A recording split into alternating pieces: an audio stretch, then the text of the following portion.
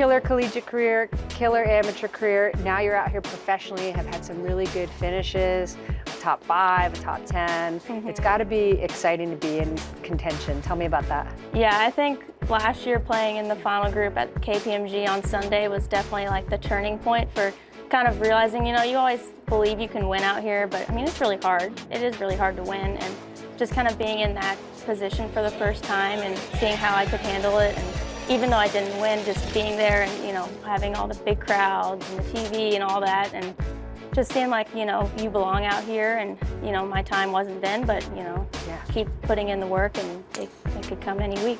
So physical training is so important, and obviously getting into the weight room and getting stronger is becoming such a huge deal in golf. Yeah. And it's like you can get those wins in the weight room, and sometimes that kind of translates out here. Do you think like being strong physically is an important part of the women's game? I mean, I think for sure you can see that, you know, the distances become a big part in golf, and you can see the advantage that people that hit it further have.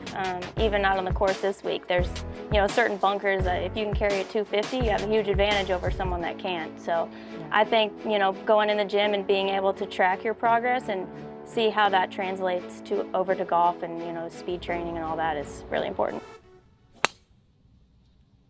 Now, a lot of golfers out here work just as hard on their mental training as they do their physical training.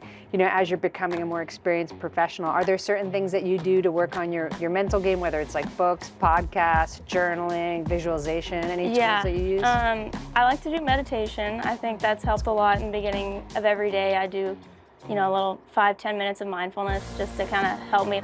I like to talk into the future with myself, so it kind of keeps me more focused on the present, so I can kind of rely on that, you know, mindfulness practice on the course, which has been really helpful.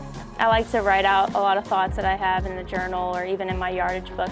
So for you, when you head into competitive tournaments like this one, do you have that same like checklist or structure or process? Like, is there a way in which, a mental routine or a way in which you approach it? Yeah, I like to have that. Once you have like your schedule and you do what you have planned for the day, you know, and it just feels like you accomplish more. So like, I did this practice, I worked on these things, instead of sometimes I've learned in the past I would start to almost like panic practice, like practicing to feel good. And then obviously if you're waiting, oh, I got to hit 10 perfect drives in a row, like you're never going to get there. And then you on the range for 2 hours and then you're like, wait, what was I doing on the range? Okay. You know, you could be 30 minutes and I do all my drills and I'm like, man, that was really good. Like I felt great about that. But just little things you learn along the way, I guess. I think a lot of times people think pros, like, they're not nervous and they're so experienced. That's not true. Is that a myth? That is a total myth. I think everyone gets nervous. I think there's a difference between being nervous and being anxious, which is a big part of golf, because the nerves are just, you know, you care, like you want to play well. You're going to be nervous on the first tee, and usually it kind of settles down after a little bit, you know, but you can play through nerves. Playing through anxiety is pretty tough. What do you think is like the biggest challenge being a professional athlete? I think it's obviously different for everyone because everyone's minds work differently, but like for the mental aspect for myself with professional athlete, it's having everyone's eyes on me and having a lot of different people judging what you're doing.